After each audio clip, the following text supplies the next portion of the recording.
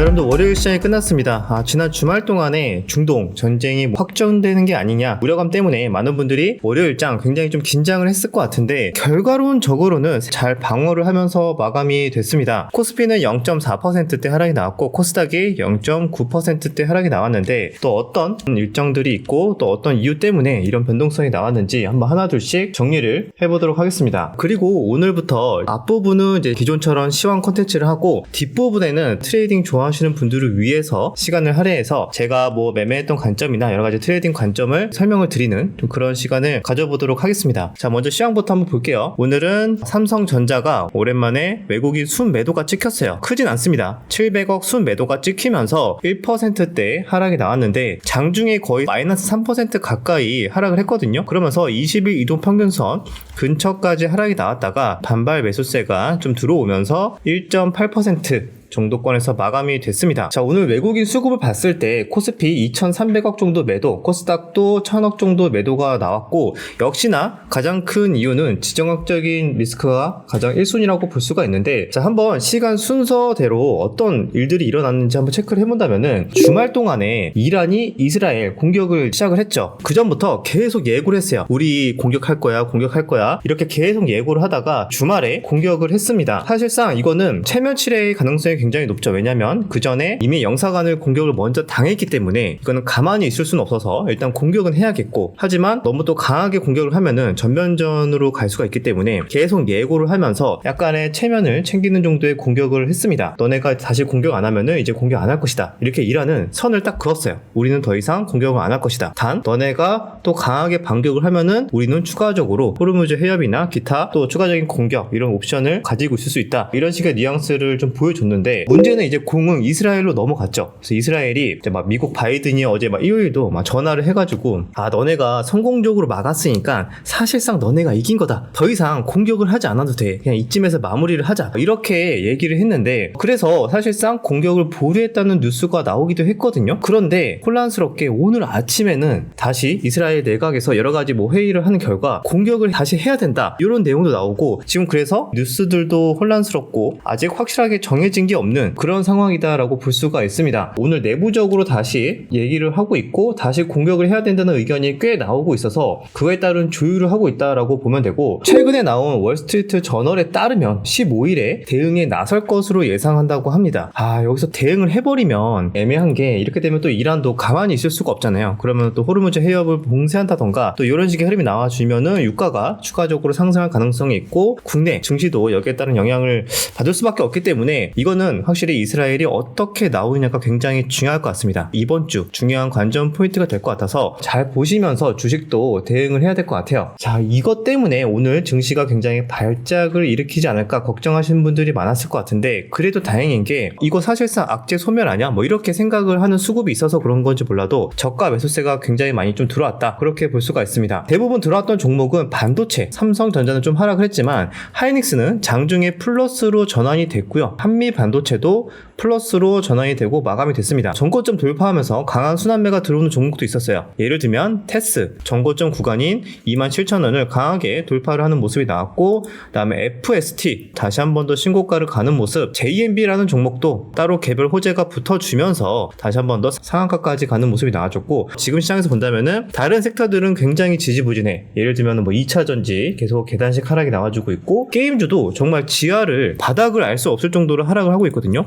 예를 들면은 NC소프트 얘 보면 17만원도 이제 깨질 것 같습니다. 한때 100만원 가까이 갔던 종목인데 17만원대로 하락이 나와주고 있고 넷말부도 최근에 한 달 내내 하락을 하고 있습니다. 그 다음에 넥슨 게임즈, 위메이드 뭐 이런 종목들도 대부분 전저점 또는 신저가 흐름이 나와주고 있는 게 굉장히 부담 요인이다. 2차전지도 마찬가지예요. SK 이노베이션 같은 종목도 오늘 보니까 신저가를 갱신을 했거든요. 전저점을 이렇게 좀 확실하게 이탈하는 모습이 나와줘서 2차전지 쪽도 투자 심리는 그렇게 좋지 못하다. LG 에너지 솔루션 이 형님은 전저점 부근에서 최대한 버티고는 있는데 조금 간당간당한 모습이 보이고 있습니다. 그래서 2차전지 쪽 게임, 바이오 그 외에 대부분 섹터들이 약세를 보이고 있었고 그러면 오늘 어디로 들어왔냐? 처음에 말씀드렸던 반도체 개별주들 순환매가 반짝 들어왔고 추가적으로 변압기 쪽이나 구리전선, 비철금속 쪽이 조금 들어왔어요. 뭐 이구산업, 대한전선, 대원전선, 조일알미늄까지 또 이런 종목도 들어왔고 여러분들 뭐 예상하셨겠지만 중동 중동 불안 때문에 유가 관련주인 한국석유, 흥구석유 이런 종목들도 갭이 크게 뜨고 또 마감이 됐었죠. 비철금속은 왜 갑자기 이렇게 떴나요? 이런 뉴스가 있었습니다. 중동 위기도 있는데 추가적으로 미국이 이제 대러 제재를 더 강하게 한다는 소식에 비철금속주가 급등을 했다고 합니다. 뭐 대러 제재 때문에 완전히 올랐다 뭐 이렇게 볼 수도 있겠지만 사실상 지금 국제 정세가 뒤숭숭하고 또 매매할 만한 종목들이 많이 없다 보니까 해지 테마 느낌으로 구리도 안 그래도 오르고 있고 알루미늄도 오르고 있고 그러니까 매매할 게 없고 이제 유가나 해지 테마 쪽으로 살짝 수급이 들어왔다. 저는 그렇게 해석을 하고 있습니다. 자, 그래서 오늘 시장은 여기 이런 섹터 내에서 순환매가 들어왔다라고 볼 수가 있고 장중에 그나마 유리기판 쪽 살짝 들어오는 모습들 JNTC가 전고점 부근까지 올랐다가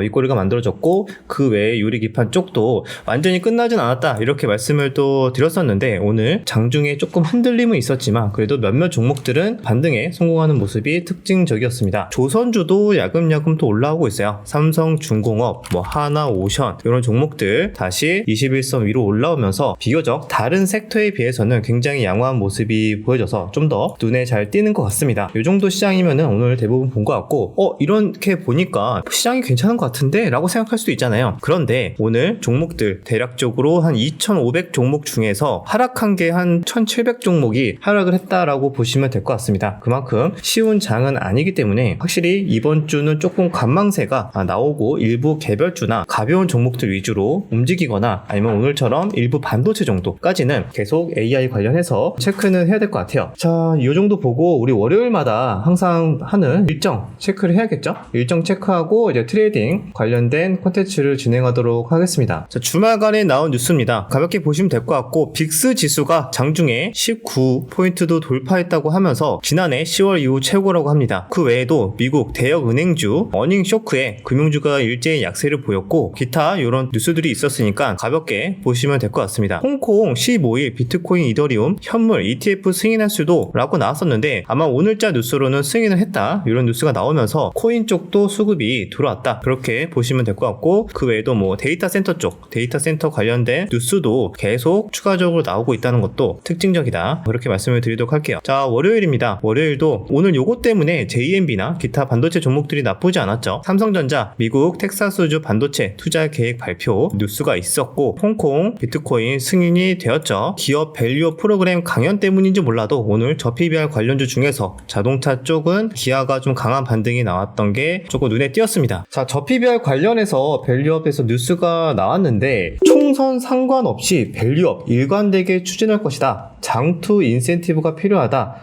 이런 뉴스가 나왔습니다. 밸류업은 일회성이 아니고 장기 성장을 위해서 일관되게 추진할 계획이다. 이복형 금융감독원장이 또 이런 인터뷰를 하면서 이쪽에서 저가 매수세, 좀 반발 매수세가 들어오지 않았나 그렇게 볼 수가 있습니다. 자, 그 외에도 월요일날 가볍게 이런 일정들이 있다. 가볍게 참고를 하시면 될 것 같고요. 화요일입니다. 뭐 미국에서도 이건 모건 스탠리나 존슨앤존슨 등등 실적 발표가 있고 그다음에 원자력 관련 정부 부처 일정과 국방 반도체 위성 관련된 것도 있고 지금 시장 분위기에서는 그렇게 관심을 받을까에 대해서는 잘 모르겠어요. 그냥 가볍게 참고만 하시면 될 것 같습니다. 수요일도 크게 볼 건 많이 없네요. 크게 볼 건 없고 MSCI 분기 리뷰 평가가 시작되고 미국 연준 이제 베이지북 공개가 있다고 합니다. 그 외에도 정부 부처 일정 이렇게 있으니까요 보시면 될 것 같고요. 목요일이 조금 중요할 것 같아요. 목요일날 미국장이 좀 중요할 것 같은데 그 이유는 여기서 보시면은 테슬라는 요거는 잘못 기입을 했고요. 테슬라는 18일이 아니라 23일날 실적 발표를 한다고 합니다. 자, 그 외에 여기 TSMC랑 넷플릭스는 이제 실적 발표가 이날 하니까 이때 TSMC랑 넷플릭스 실적 발표 좀 관심 있게 같이 한번 체크를 해야 될 것 같아요. 그 외에 일정은 이제 가볍게 정부 부처 일정은 이렇게 있으니까 이것도 그냥 체크만 하시면 될 것 같습니다. 자, 그 다음에 금요일은 미국 옵션 만기일입니다. 여기서 변동성이 혹시나 커지는지 봐야 될 것 같고 비트코인 반감기 시작은 여러분들 다들 알고 계실 거예요. 이것 때문에 미리 뭐 선반영이 되었다 아니다 반감기 시작되고 한 번 더 강하게 슈팅 랠리가 나올 것이다 이런 의견이 있는데 이것도 추가적으로 코인 관련주도 체크를 해보자 말씀을 드리도록 하겠습니다. 자, 그 외에도 뭐 기타 일정들이 있는데 요거는 다음번에 또 말씀을 드리도록 하고요. 여기까지 시황은 정리를 하고요. 한 가지 좀 더 추가적으로 추가적으로 첨언을 좀 드리자면 환율이 1384원을 돌파를 했습니다. 지금 계속 올라가고 있는 상황이라서 확실히 부담은 되고 있다, 이렇게 볼 수가 있고, 하지만 WTI 유가 선물은 1%대 하락이 나와주고 있어서 그래도 그렇게 심한 확전에 대해서 시장은 좀 예상을 하고 있는 것 같지는 않다. 이거는 좀 긍정적인 요인이라고 생각을 합니다. 그래서 현재 나스닥 선물도 조금 오르고는 있어서 미국장 추이를 봐야 되겠지만 환율이 조금 거슬린다 정도, 그렇게 말씀을 드리도록 하고요. 저는 그래서 오늘 어떻게 매매를 했냐면, 시장 분위기가 너무 뒤숭숭하기 때문에 오전장 위주나 잠깐 짧게 좀 트레이딩하는 전략으로 대응을 했습니다. 매매를 거의 많이는 하진 않았는데 거래 대금으로만 본다면은 좀 많아 보이긴 합니다. 그런데 조금 들어갔다가 아니다 싶어서 빠져나간 게 꽤 있어서 큰 임팩트가 있는 매매는 없었어요. 그냥 짧게만 매매를 하고 나온 매매들이 대부분이고, 여기에서 포인트로 본다면은 뭐 필옵틱스, 한미 반도체 정도, SP 소프트 이런 종목들을 좀 매매를 했었습니다. 그래서 이런 종목들 개별주 위주로 매매를 했고, 여기에서 이제 포인트를 좀 말씀을 드리자면은, 저는 사실 미국장이 만약에 개파락이 나와주면 오히려 현금 비중을 저는 항상 많이 챙겨 놓다 보니까 미국장 개파락이 나와주면 다음날 오전에 개파락이 나왔을 때 어떤 대장급 종목을 오전에 트레이딩을 해서 거의 꽁수익을 먹고 나올까. 왜냐면은 대장급 종목은 개파락 이후에 반발 매수세가 강하게 일시적으로 들어오거든요. 요거를 좀 잘만 활용하면은 미국장이 하락한다 하더라도 오전에 시작하면서 어느 정도 수익이나 일당 정도는 적당히 챙기고 시작을 할 수가 있어요. 또는 여기서 수익을 내고 기존에 뭐 내가 물려있던 종목을 어느 정도 정리를 하면서 계좌를 좀 가볍게 운영을 하는 전략도 있습니다. 예를 들면은 한미 반도체 같은 경우에 제가 오전에 잠깐 또 개파락을 이용해서 매매를 했어요. 타점을 보시면은 이렇게 개파락 했을 때 그냥 시초가부터 매수를 해서 한 2% 정도 반등이 나올 때 이제 분할로 정리를 했었습니다. 자, 이런 또 관점은 뭐냐면, 일봉상에서 보시면 이미 금요일날 이렇게 상승형 음봉으로 끝났어요. 자, 보시면 이렇게 끝난 상태였습니다.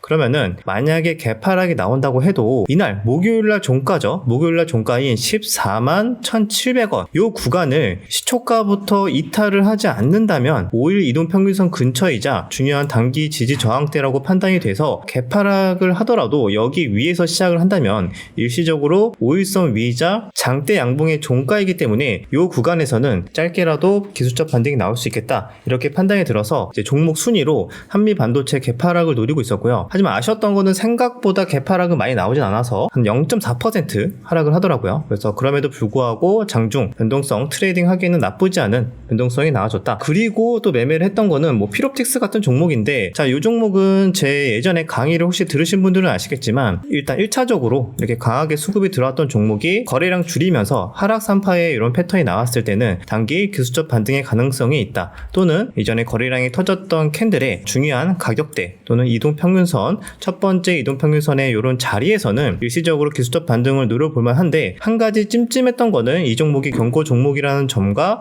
그다음에 미국장이 크게 하락했다는 점, 이런 것들이 조금은 애매했지만 그럼에도 불구하고 개파락 이후에 반등은 기계적으로 나온 걸로 판단이 됩니다. 그래서 매매 타점으로 본다면은 길게 막 가져간 건 아니고 시장 상황이 불안하다 보니까 짧게 이렇게 금요일도 그렇고 짧게 이렇게 매매를 하면서 적당히 오전에만 딱 매매 마무리하고, 그 이유는 관망을 했어요. 왜냐면은 시장 이렇게 분위기가 안 좋다 보면은 오후장에 이렇게 좀 흘러내리는 경우도 많기 때문에 확실히 거래량이 많이 증가하는 오전장 위주로만 짧게 대응을 하면서 깔끔하게 좀 매매를 마무리하려고 대응을 했었습니다. 그래서 오늘 같은 시장에서는 좀 비중을 많이 줄여서 별로 사실 기대도 안 하고 대응을 했어요. 적당히 그냥 일당 정도만 챙겨가자라는 마인드로 가볍게 트레이딩을 했었습니다. 자, 그 외에 매매를 했던 거는 SP 소프트, 이 종목도 상한가 이후에 오늘 갭이 떴습니다. 그 이후에 갭 상승하고 시세 분출 이후에 하락이 나오는데, 특정 가격대에 오늘의 시가죠. 오늘의 시가 부근을 크게 이탈하지 않으면서 하루 종일 횡보하는 모습에 이런 구간에서, 지지 구간에서 샀다 팔았다 조금 트레이딩 하면서 적당히 마감을 했던 종목입니다. 이런 종목들 위주로 매매를 했던 것 같고요. 그 외에도 아쉬웠던 점은 AP 시스템 정도가 아쉬웠어요. 왜냐면 AP 시스템이 장대 양봉 이후에 첫 번째 조정이 나왔었는데 거래량이 사실 별로 크게 터지지도 않았어요. 이런 구간이 단기 3일 이동평균선 눌림 자리로 볼 수가 있는데, 여기에서는 조금 적극적으로 매매를 하지 못했던 점, 여기에 조금 아쉬웠습니다.